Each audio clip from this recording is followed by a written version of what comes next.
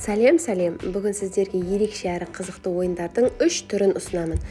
Бірінші ойын көңілді көлеңкелер деп аталады. Дайындалу аса көп уақыт алмайды, есесіне баланың назарын аударып, қызықты уақыт өткізуіне сөзсіз көмектеседі. Мен видеода әртүрлі тақырыптардағы наклейкаларды пайдаландым, ал сіздер қаласаңыздар топтап жасай аласыздар. Мысалы, тек жан-жануарлар, немесе тек көкөністер, жеміс-жидектер дегендей.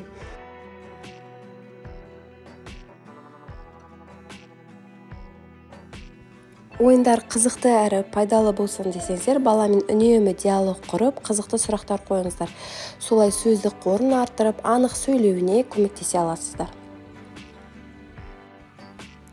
Екінші ойын белгілі бір заттың қалған бөлшегін табуға арналған. Видеода байқасаңыздар, жабыстырылған наклейканың қандай да бір бөлігін қалдырып қидық.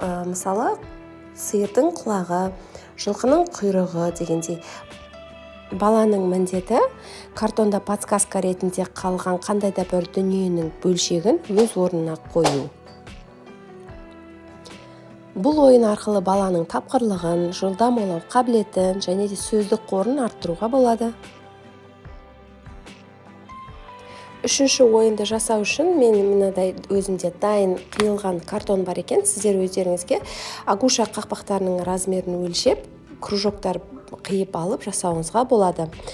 Бұл ойыннан ешқандай бас тарта алмайды. Ойынның қызық болатындығы сонша, біраз уақытқа дейін сізді мазаламайтын сөзсіз. Есесіне өзіңізге уақыт бөле аласыз.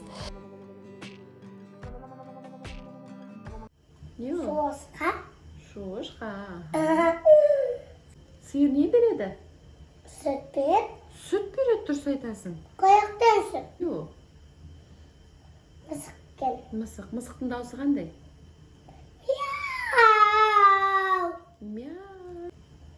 Ара не істейді? Ара бізді сағат. Ара шаға. Осы видеода көрсетілген дамытушы ойындар ұнаса, достарыңызбен бөлісе отырыңыздар. Каналымда ерекше қызықты ойындардың көп деген түрі кездеседі.